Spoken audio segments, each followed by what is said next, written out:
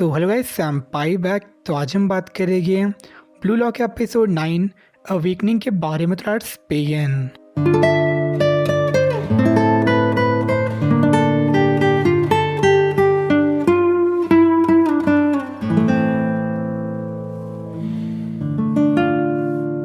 तो last match में नागी बहुत ज़्यादा ईजिली गोल स्कोर कर लेता है, जिससे टीम वी लीड में आ जाती है।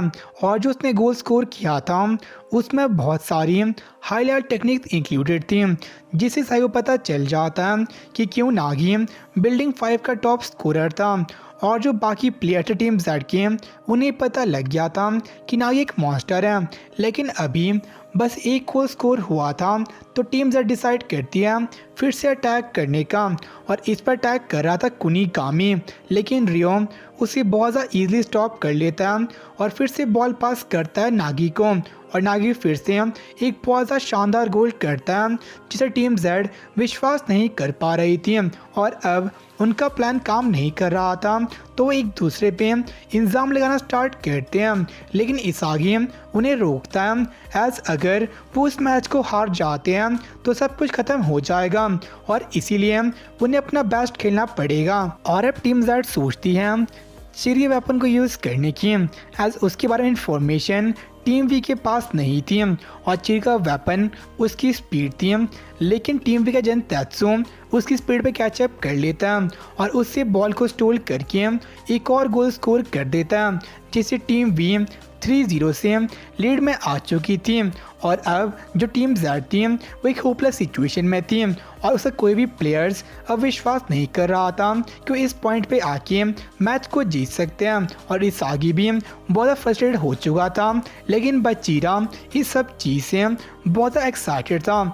और जो एनिमे की स्ट्रेंथ थी वो इससे बहुत ज़्यादा हाइप अप हो चुका था और वो हारने से डर नहीं रहा था। आज ये पता था कि जो एनिमे के गोल थे वो बहुत ज़्यादा स्पेशल थे, तो उनको बस सुपर स्पेशल होना पड़ेगा। और उसके अकॉर्डिंग और उनके वेपन और फॉर्मूलास काम नहीं कर रहे थे उसकी मैक्सिमम लिमिट तक, तो उन्हें बस अपनी लिमिट को तोड़ना पड़ेगा स्कोर करने के लिए। और जो उसके अंदर मॉन्स्टर था वो उसे बता रहा था कि जो डेस्परेट सिचुएशन थी वहाँ पर डरने के बजाय उन्हें इस चीज़ से एक्साइटेड होना चाहिए। तो बचीरा अपनी ड्रिबलिंग स्टार्ट करता है और अपने बहुत सारे स्किल की मदद से वो गोल की तरफ जाना स्टार्ट कर देता है। और टीम वी के प्लेयर्स उसे रोक नहीं पा रहे थे, क्योंकि बचीरा वर्ल्ड का बेस्ट स्ट्राइकर बनना चाहता है और अगर वो उन्हें बीट नहीं कर सकता तो ये चीज़ इम्पॉसिबल होगी। और उसको देख के टीम जेड बहुत ज़्यादा सरप्राइज थी, बट साथ में वो मोटिवेट ही फील कर रहे थे, क्योंकि बचीरा सॉकर खेलते हुए बहुत ज़्यादा खुश दिख रहा था। और वो भी अब समझ चुके थे कि जो गेम थी उनकी लास्ट गेम हो सकती है, तो उन्हें इस गेम में अपना बेस्ट देना पड़ेगा और इस गेम को सही से खेलना पड़ेगा। और जो अपना डेसअप प्लेयर था वो उस वक्त के लिए छोड़ सकते हैं अगर वो इस गेम को हार जाते हैं। और जो बचीरा था वो सभी डिफेंडर्स को बीट करके अकेला ही एक गोल स्कोर कर देता है और उसके सुपर स्पेशल गोल की वजह से टीम जेड फाइनली एक गोल स्कोर कर देती है। और अब इसागी भी समझ गया था कि अगर अपनी लिमिट को पुश कर सकते हैं तो वह गोल को स्कोर कर पाएंगे, और वह सब चीज़ें बहुत एक्साइटेड हो चुका था। और टीम जेड इस गोल को सेलिब्रेट करती है और उन्हें पता चल गया था कि अगर उनके फॉर्मूले काम नहीं कर रहे हैं तो उन्हें नए फॉर्मूले ढूंढने या क्रिएट करने पड़ेंगे। एज जब बचीरा गोल करता है उस टाइम पे वो इंस्पायर्ड था और उसने बहुत सी चीज़ें ट्राई की थी, तो उन्हें भी नई चीज़ें ट्राई करनी पड़ेगी ताकि अपने आप को इवॉल्व कर सकें, वरना वो इस गेम को हार सकते हैं। लेकिन जो बचीरा का प्ले था उसके वजह टीम का पर्सपेक्टिव चेंज हो चुका था और उन्हें बस अब अपनी ईओ को इवॉल्व करना पड़ेगा इस गेम को जीतने के लिए। और साई को भी एक इवॉल्व फार्मूला चाहिए था जो उसके लिए काम कर सकें। और सब चीज़ देख के रियो बहुत ज़्यादा एक्साइटेड था, क्योंकि टीम जेड का मूड बहुत जल्दी शिफ्ट हो गया था। और हमें पता चलता है कि उसने और नागी ने बस 6 महीने पहले ही 100 खेलना स्टार्ट किया था, जिस पे टीम जेड विश्वास नहीं कर पा रही थी। और रियो चाहता जो उनका स्पॉटलेस रिकॉर्ड था उसे वो मेंटेन कर सकें, मतलब कि वो 6 महीने से ओपोनेंट्स को डोमिनेट कर रहे थे और वो चाहता वो चीज़ें कंटिन्यू करें। लेकिन ये बात क्लियर थी टीम जेड को कि वो दोनों दोनों ही लिटरली मॉन्स्टर्स थे। तो उसके बाद इसागी राइची को कहता है रू को मार्क करने पे क्योंकि उस फिजिक की वजह से वो उसे स्टॉप कर सकता है, और जो पूरी फॉर्मेशन थी उसी इसागी एडजस्ट कर देता है टीम वी का मोमेंटम रोकने के लिए, और जो राइची था वो रियो को स्टॉप कर लेता है और चिगरी जन तेत्सुको को बॉल को डाइवर्ट कर देता है। लेकिन इस सब के बावजूद नागी गोल की तरफ शूट करता है, बट इयागुरी इस चीज़ को रोकता है अपने फेस की मदद से, और टीम जेड अपना अटैक स्टार्ट करती है। और इस पर बचीरा अकेला नहीं था, एज पूरी टीम जेड ही एक अवेकन स्टेट में थी, और वो बॉल पास करता है कुनिकामी को, पर टीम भी कुनिकामी को उसी शूटिंग रेंज से बाहर रखती है, और कुनिकामी समझ नहीं पा रहा था उसे क्या करना चाहिए। तो इस पर इसागी कहता है इस चीज़ से ना डर के बस शूट करने को, और से याद दिलाता है उसके ड्रीम के बारे में जो कि था सॉकर सुपर हीरो बनना। और चीज़ सुन के कुनिगामी रियलाइज करता है कि अगर वो सुपर हीरो बनना चाहता है तो इसे इवॉल्व होना पड़ेगा, और इसके लिए उसे नई चीज़ ट्राई करनी पड़ेगी। तो ये चीज़ सोच के वो अपनी शूटिंग रेंज के बाहर से ही एक शूट करता है जिससे गोल स्कोर हो जाता है, और हाफ टाइम ओवर हो चुका था, और टीम जेड अब एक बहुत ज़्यादा हाई स्पिरिट्स में थी।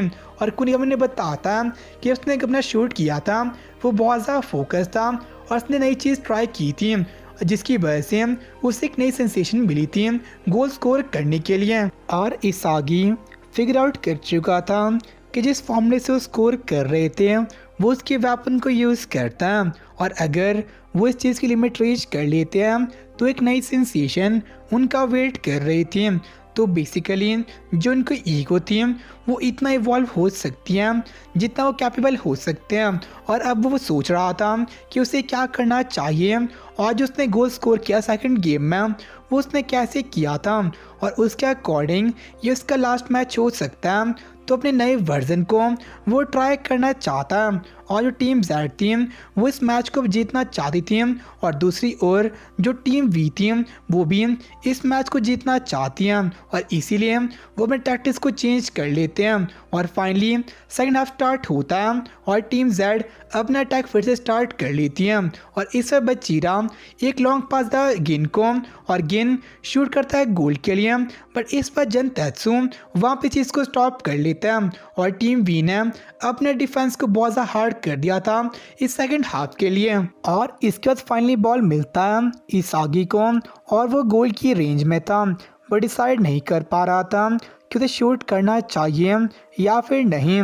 बट जब वो सोच रहा था टीम वी के प्लेयर्स उससे बॉल को स्टॉल कर लेते हैं, और वो इस चीज़ से अपने आप ही गुस्सा था, एज वो गोल के बहुत ज़्यादा नज़दीक था, बट फिर भी वो शूट नहीं कर पाया, और वो भी इवॉल्व होना चाहता, और उसे पता था कि इसका क्लू उसके अंदर ही है, और जो उसका वेपन था वो उसे भी इवॉल्व करना चाहता, बट इसके लिए बहुत ज़्यादा कम टाइम बचा हुआ था। और तभी नागी वहाँ पे आता जो कि उसे यूजलेस और इनएफिशिएंट कहता, और से पूछता कि गिव अप क्यों नहीं करता, एज उसके अकॉर्डिंग और उसका जो टैलेंट था उसके लेवल पे होता तो कब गिव अप कर चुका होता, और से फिर से पूछता कि क्या चीज़ उसी तरह मोटिवेट करती है।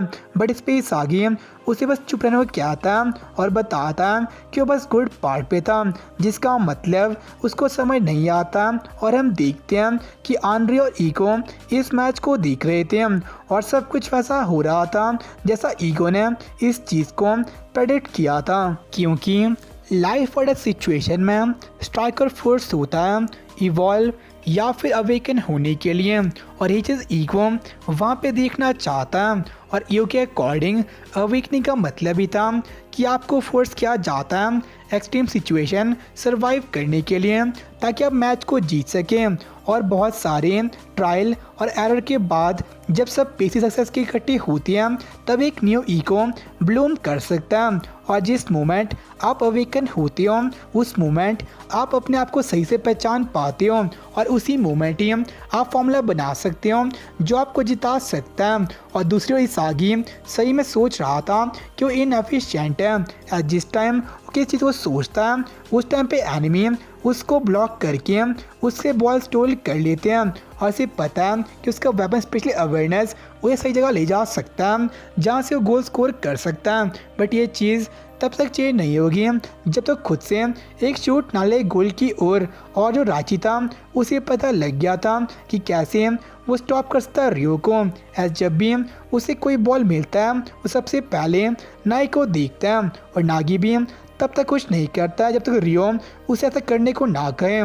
तो बिना नागी के जो रियो था वो बस कुछ नहीं था। और ये सब सुन के रियो बहुत ज़्यादा गुस्सा हो जाता है और अटैक करता है राइची के ऊपर, जिससे उसे एक येलो कार्ड मिल जाता है।